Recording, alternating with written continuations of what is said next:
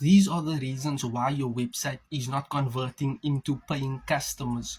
You need to keep things simple, easy for people to actually make a purchase.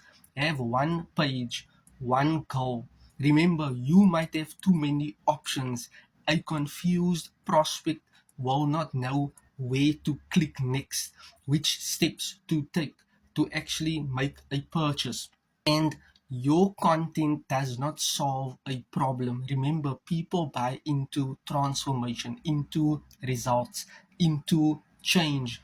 They want a better outcome to make their life easier, convenient, and working smarter online. Whatever problem you are solving, having that irresistible offer whereby people will be like, wow, I need this product and service.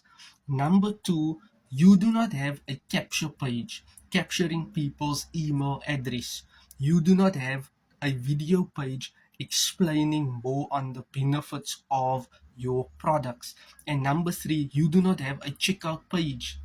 So how is it possible for you to make sales if you have an incomplete system? Your system needs to function on optimal level to do most of the heavy lifting work for you 24/7. Your system might be incomplete, broken.